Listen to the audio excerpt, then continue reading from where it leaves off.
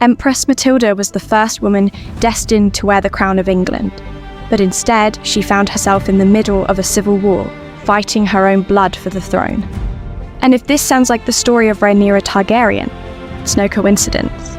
It was Matilda's life that inspired George Martin to create House of the Dragon. And today, I'm going to tell you the story of an almost queen who was ahead of her time, ready to fight for what was rightfully hers, and together we'll draw parallels between real history and a fictional world.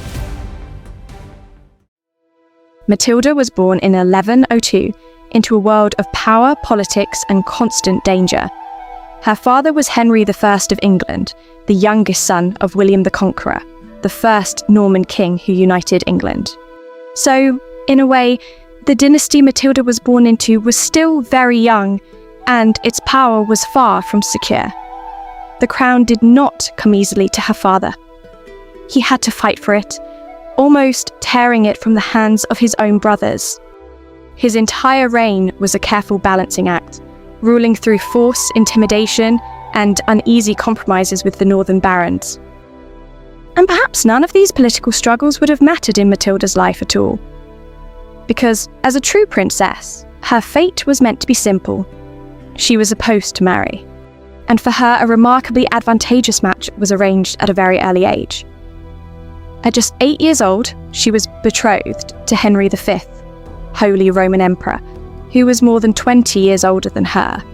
She left England and was sent to Germany, where she began preparing for her role as a future empress, a role she would take on by the age of 12, although she was never officially crowned. It almost feels as if it was fate, that the crowns which rightfully belonged to her would again and again slip past her. And she might have spent her entire life as nothing more than a typical ruler's wife of her time, if death hadn't intervened and changed everything for her family. First, her mother, Matilda of Scotland, died, leaving the king a widower, and with no real hope for new heirs.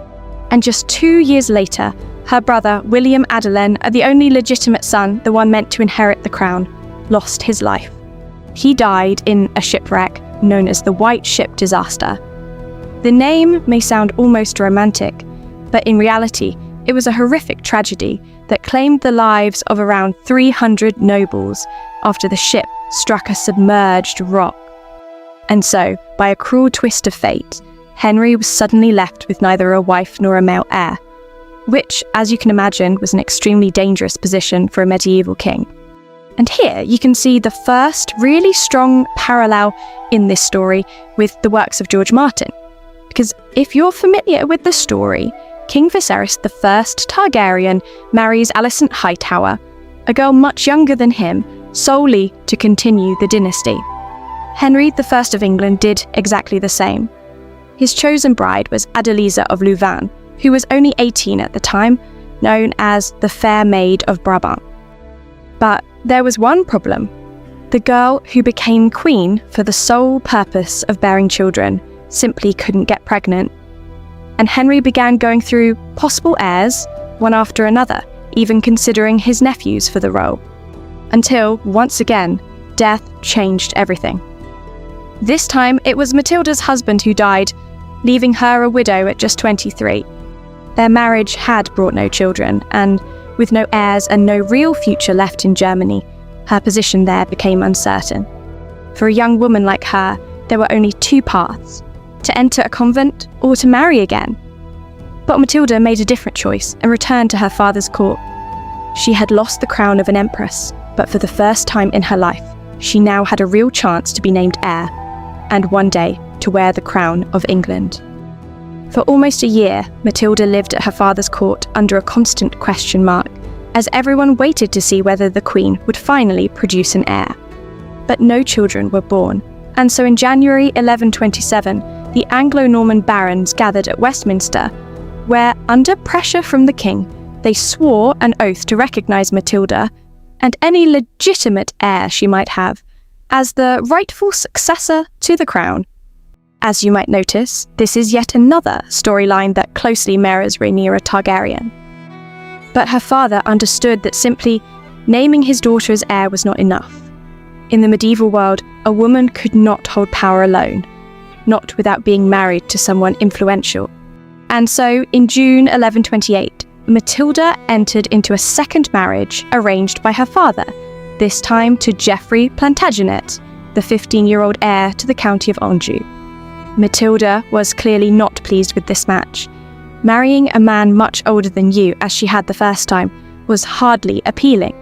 But becoming the wife of an arrogant teenager, and one of lower rank, must have felt even more humiliating, especially considering that she was already a widowed empress. This marriage was troubled from the very beginning, which is hardly surprising considering the age difference between them. Within a year, Matilda left her husband and once again returned to her father's court. Henry was forced to almost persuade his daughter to reconcile with her husband, and in September 1131, he once again called a royal council, where he reminded everyone of Matilda's status as heir. It seems his efforts worked, and the couple reconciled, or at least appeared to. Soon after, they had 3 sons, one after another, which of course strengthened both Matilda's position and the line of succession itself. And if you remember, Rhaenyra Targaryen also had a rather unconventional marriage. 3 sons as well, though not by her husband, but by her sworn protector. Henry I of England was overjoyed, so much so that after the birth of his second grandson, he once again planned to gather the lords and have them swear loyalty to Matilda. And this is important because, just as that third oath could have been secured, while Matilda was already expecting her third child, news arrived that the king was dead. At that moment, the rightful heir to the throne was in Anjou with her husband and children, far from London and the crown that now belonged to her. But taking advantage of her distance, and with the support of lords who did not want to see a woman on the throne and were ready to break their oaths, her cousin, Stephen of Blois, seized the crown. And while in House of the Dragon, a similar conflict became known as the Dance of the Dragons, in English history, this period would be remembered as the Anarchy. When Matilda received news of Stephen of Blois' coronation, it must have felt like a betrayal that only deepened her already painful loss. Her father had barely been buried. She was still recovering after the birth of her third child. And now Stephen, her cousin, her court companion, her loyal ally, was taking what should have been hers. But he had overlooked one thing: the character of his rival, her certainty in her rightful claim, and her readiness to fight for what belonged to her. Instead of rushing to England with an army across the Channel, Matilda began to gather a coalition around her. She understood that brute force alone would not be enough. She was not just fighting an army, she was fighting something much bigger. The idea of a woman in power, a woman on the throne. And once again, the parallel with Rhaenyra Targaryen is impossible to ignore. Her first and most important ally was her half-brother Robert, 1st Earl of Gloucester. Robert had wealth, men, and influence, especially in the southwest of England, where he controlled key castles and held significant power among the nobility. With his support, in 1139, Matilda crossed into England and landed at Arundel Castle, marking the beginning of her campaign to reclaim the crown. A campaign that soon turned into clashes and warfare across the entire country. This was a true civil war. Loyalties shifted depending on victories and defeats, alliances were formed and broken, and attempts at peace were made and abandoned. But on February 2nd, 1141, the Battle of Lincoln became a turning point, and at last, fortune seemed to turn in favour of the rightful heir. Stephen was captured, and Matilda was proclaimed Lady of the English by a council in Winchester. Celebrating her victory, she made her way to London to finally be crowned, even issuing coins bearing her own image. But when the crown was only a few steps away, everything began to unravel once again. She found herself trapped, and perhaps, in some way, she had set that trap herself. Many English nobles were still undecided, while others quietly shifted their loyalties behind the scenes. One of the most important figures in all of this was Henry of Blois, the Bishop of Winchester, and Stephen's own brother. At first, Henry supported Matilda after Stephen was captured. But Henry was above all a man who preferred to stand on the winning side. And Matilda, for all her success, failed to win over the people of London. She was seen as proud and distant, and she refused to grant the citizens the tax privileges a new ruler would normally offer, a decision that may have been reasonable, considering the treasury she inherited was nearly empty. Seeing her growing unpopularity, Henry of Blois began to reconsider his position, and in August 1141, he invited her to Winchester under the pretense of negotiations, though in reality it was a carefully planned trap.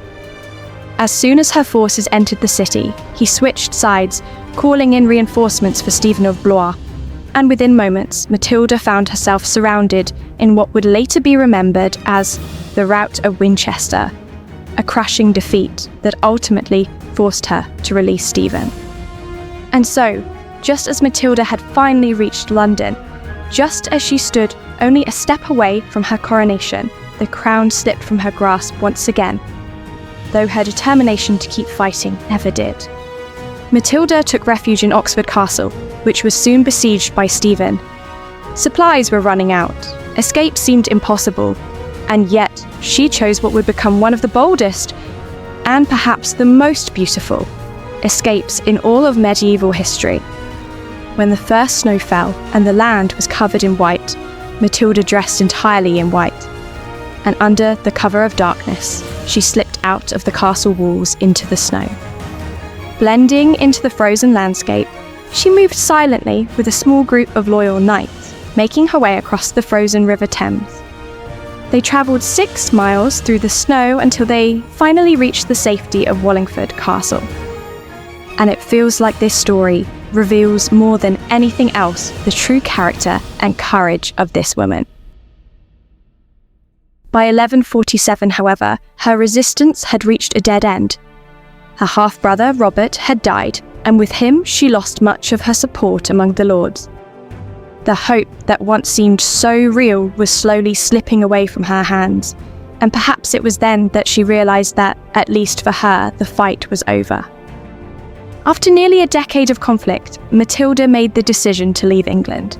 She had fought, endured, fled, and held on for as long as she could. But the constant shifts in loyalty, the betrayals and the endless battles had worn down even her unbreakable resolve. But leaving did not mean giving up the fight. She returned to Normandy and turned her focus toward securing the future of her son, the future King Henry II of England, and the first ruler of the Plantagenet dynasty, which would go on to rule England for more than 3 centuries. In 1153, Henry II of England crossed over to England and began his own campaign for the throne. After years of instability and civil war, many had grown tired of Stephen of Blois' rule, and with no clear heir and pressure mounting from all sides, he was eventually forced to agree to the Treaty of Winchester. The terms were simple. Stephen would remain king for the rest of his life, but after his death, the crown would pass to Henry. And that is exactly what happened. In the end, Matilda herself never wore the crown, but she lived to see it placed upon her son's head. She spent the rest of her life in Normandy, governing on his behalf, maintaining her influence and at times her unwavering strength in political matters, becoming one of the most powerful women of her time. And if we return to the story of her fictional counterpart, Rhaenyra Targaryen, her fate was far more tragic. She was burned by her own brother, and yet the historical parallel still remains. Just like Matilda's son, Rhaenyra's son would ultimately become king, and her bloodline would continue to rule for generations. When Matilda died at the age of 65, her contemporaries could think of nothing better to write on her tomb than, "Here lies Matilda, daughter, wife, and mother of Henry." And while her life was indeed tied to these 3 roles, it is hard to believe that this simple phrase could ever truly capture a woman who was so far ahead of her time. If it were up to me, I would have so much more to say. I would say that she was the first woman to seriously fight for the English throne, that she endured betrayal after betrayal, from her own family, from barons who had sworn loyalty, from a church that turned away from her the moment politics became complicated. I would say that she commanded armies, held cities, survived sieges, and escaped death more than once. And even if she never became the first ruling Queen of England in her own right, she still achieved a kind of victory by raising the next king. And perhaps, simply by existing, she paved the way for the women who would one day wear the crown. Mary I of England, Elizabeth I, Mary II, Queen Anne, Queen Victoria, and Elizabeth II. So if I had to choose just one word to leave on her tomb, it would be this: a pioneer. And what word would you use to describe her? And what do you think about the parallels between her story and that of Rhaenyra Targaryen? I truly think George Martin saw in her his muse. And if you also found something inspiring in this video, make sure to leave a like. And if you have the hype feature, you can use it to help this video reach more people. Thank you, and we'll see you in the next one.